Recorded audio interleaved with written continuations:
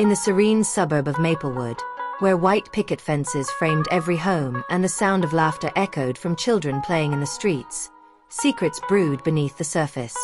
Among the quaint houses on Willow Lane, none stood out more than the two neighboring homes of the Williams and the Harris families. Their friendship was the envy of the neighborhood, or so everyone thought. Henry Williams and his wife Margaret were the epitome of the ideal couple.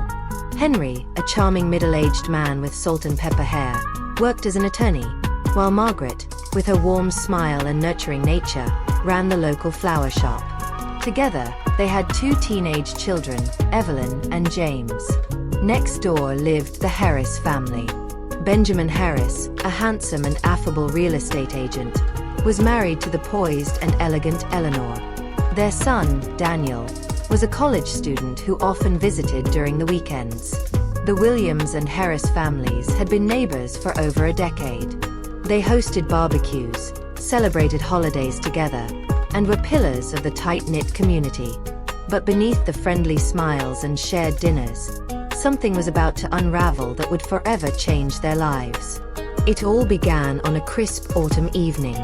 Margaret was arranging flowers in her shop when Benjamin walked in, seeking a bouquet for Eleanor's birthday. As Margaret wrapped the roses, their hands briefly touched. It was an innocent moment, but the electricity between them was undeniable. Margaret quickly withdrew her hand, her cheeks flushing. Benjamin, too, seemed taken aback, but he managed to thank her and left the shop in a hurry. That night, Margaret couldn't stop thinking about Benjamin. She brushed it off as a fleeting feeling, a harmless distraction. But fate had other plans.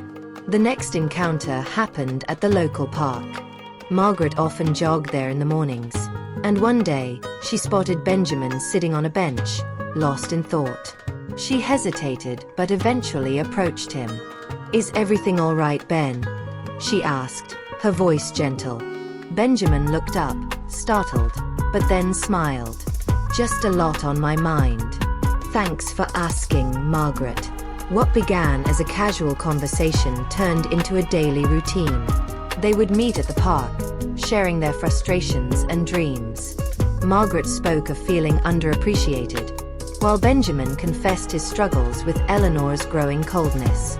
Their connection deepened with each meeting, and soon, the line between friendship and something more began to blur. One evening, Margaret told Henry she had a late delivery for a wedding. She drove to a secluded cafe where Benjamin was waiting. Over coffee, they discussed their feelings. Benjamin reached across the table, taking Margaret's hand in his. "I can't stop thinking about you, Margaret. This feels wrong, but it also feels so right," he confessed. Margaret's heart raced. "Ben, I don't know what to do. I've never felt this way about anyone else." Their emotions spiraled out of control, and they shared a kiss. It was the beginning of an affair that would shatter their world. Henry began to notice changes in Margaret. She seemed distracted and distant. She started spending more time at the shop and less with the family.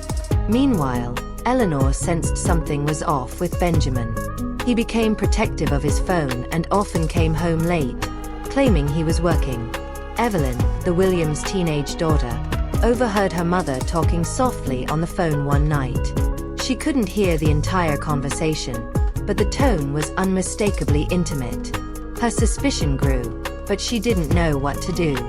One rainy afternoon, Eleanor decided to visit Benjamin's office unannounced. He wasn't there. Curious, she checked his calendar and saw an entry marked "meeting." She called his assistant, who confirmed there were no scheduled meetings that day. Eleanor followed her instincts and drove around town. She spotted Benjamin's car parked outside the cafe. Through the window, she saw him with Margaret, their heads close together. Her heart sank as she watched them exchange a kiss. That evening, Eleanor confronted Benjamin. "Are you seeing Margaret?" she demanded, her voice trembling. Benjamin froze. He knew there was no point in lying. "Eleanor, I didn't mean for this to happen. I'm sorry." Eleanor's eyes filled with tears. "You've destroyed us, Benjamin. How could you?" Meanwhile, Henry discovered a text on Margaret's phone from an unknown number. The message read, "I can't wait to see you again." His world crumbled as he pieced the puzzle together. Word of the affair spread like wildfire. The close-knit community was in shock. Friends chose sides, and the Williams and Harris families became the subject of hushed whispers and judgmental glances. Henry filed for divorce, and Eleanor did the same. Evelyn and James struggled to cope with the fallout, their once stable family life now in ruins. Daniel, too, was devastated, distancing himself from his parents. Months passed, and Margaret and Benjamin's relationship couldn't withstand the guilt and shame. They ended their affair, realizing the damage they had caused. Henry found solace in his children and threw himself into his work. Eleanor, heartbroken but resilient, started a support group for others who had experienced betrayal. Slowly, both families began to rebuild their lives. Years later, the Williams and Harris families found a semblance of peace. Henry remarried a kind woman named Grace, who brought warmth and stability back into his life. Eleanor focused on her passion for painting, finding joy in her art.